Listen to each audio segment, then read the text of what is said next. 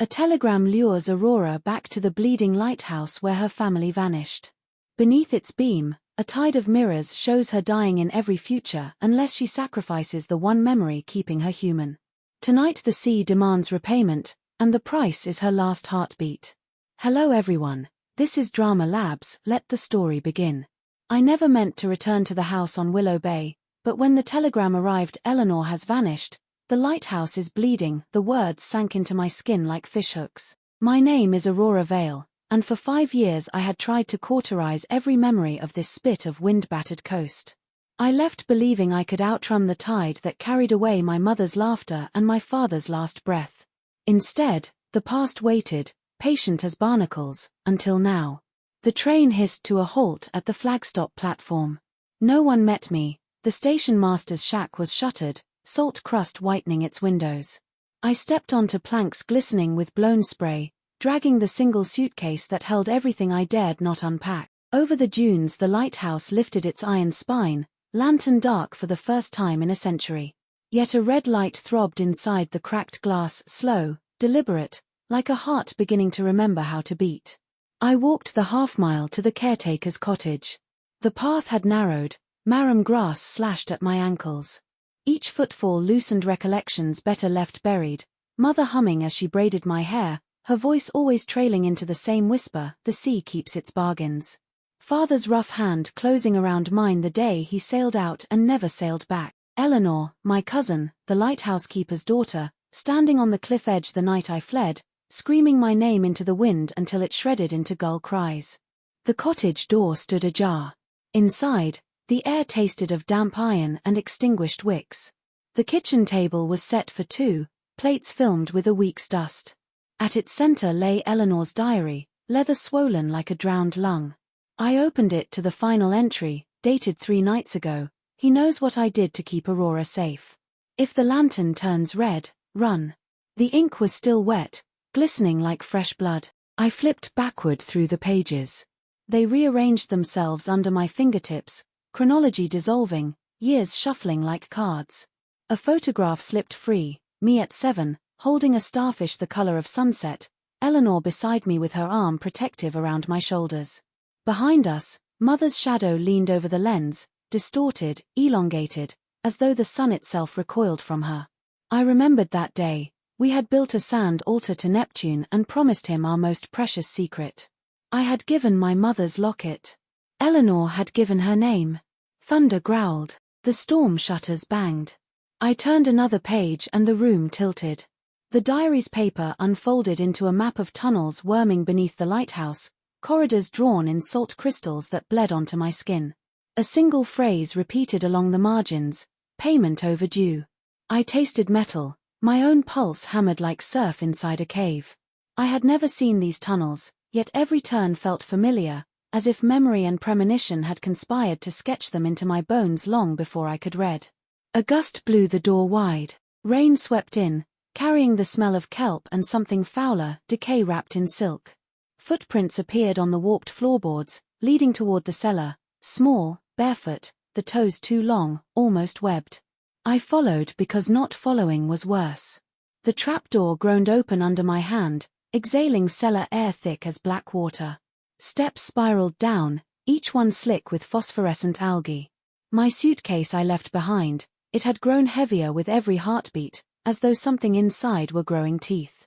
The corridor curved beneath the cliffs. Mirrors lined both walls, salt-stained and crazed. In them I watched myself at different ages, child clutching a rag doll stitched from sailcloth, teenager with wrists bandaged, woman with eyes like tide pools hiding wrecks. In every reflection Eleanor stood behind me, mouth open in a scream I could not hear. When I lifted a hand, the mirror's Aurora's did not.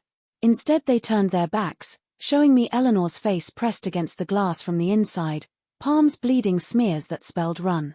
I kept walking. The corridor widened into a cavern where ocean and stone sang together, a low chant in a language older than thirst.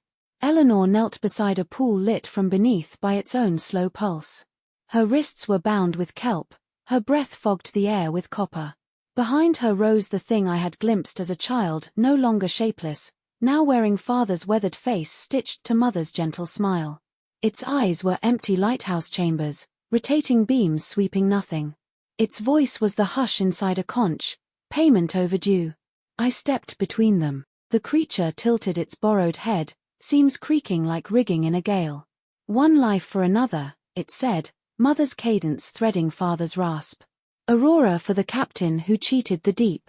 I understood then what had always been true. Mother had offered me the night father's boat returned without him, sealing the bargain with a lullaby and a lock of my infant hair. Eleanor, keeper of the light, discovered the ledger written on the lantern's inner glass, names, dates, debts tallied in heartbeats. She tried to substitute herself, but the sea is a meticulous creditor. It prefers the currency originally minted. The creature extended a hand of coral and moonlight. I felt the key materialize in my pocket, cold iron, serrated edge, the one mother swallowed 23 years ago. I could unlock the beacon, restart its hypnotic revolutions, and walk away. The red light above us pulsed faster, urging consent. Instead I knelt, cutting Eleanor's bonds with the key's cruel teeth. We renegotiate, I told the sea. Take me, but let her live to forget. My voice did not tremble. I had practiced this moment in every dream that ended with drowning. The mirrors in the corridor exploded inward, shards raining like sleet. The creature's borrowed face flickered, uncertain. I pressed the key into Eleanor's palm and folded her fingers closed. Run. When you reach the lens, smash it. Blind the eye forever. She tried to refuse, but I kissed her forehead, tasting salt, tears, forgiveness, and pushed her toward the stairs. My last sight of her was the hem of her coat disappearing into darkness, mirrors reforming behind her like closing jaws. Alone, I faced the sea. The pool rose to meet me, cold claws circling my ankles, thighs, ribs. I thought of father teaching me to read the wind, mother braiding seaweed into my hair while she sang bargains in a minor key. I thought of Eleanor's laugh the day we buried a box of stolen chocolates beneath the lighthouse steps and swore no storm would ever wash it away. The water reached my heart. It felt like coming home, yet the moment I surrendered, the beacon above us detonated white. Sound vanished, pressure reversed. I was flung upward, lungs shredding on light, body tumbling through splintered glass and salt. I landed on the cliff path as dawn bled gold across a suddenly calm ocean. The lighthouse stood dark, I ruptured, iron ribs exposed to the sky. My suitcase waited on the platform, utterly weightless. Inside I found only driftwood and a single starfish the color of sunset. Eleanor was gone. No footprints, no diary, only the key left on a cross of bleached timber driven into the dunes. My pockets held a scrap of paper torn from the diary's final page, rewritten in Eleanor's hurried hand, debt paid. Live. Remember none of this. The ink was already fading, letters dissolving like foam. I walked south, away from Willow Bay. Behind me gulls screamed over something floating, too small, too still. I did not look back. The bargain was broken, the lighthouse blind, my name already beginning to erase itself from the ledgers of the deep. Somewhere beyond the horizon a new beacon would rise, and some other child would learn that the sea keeps its bargains, but never in the way you expect. I kept walking until the taste of salt faded from my tongue and the only heart I heard beating was my own, imperfect, unpaid for, and finally, irrevocably mine.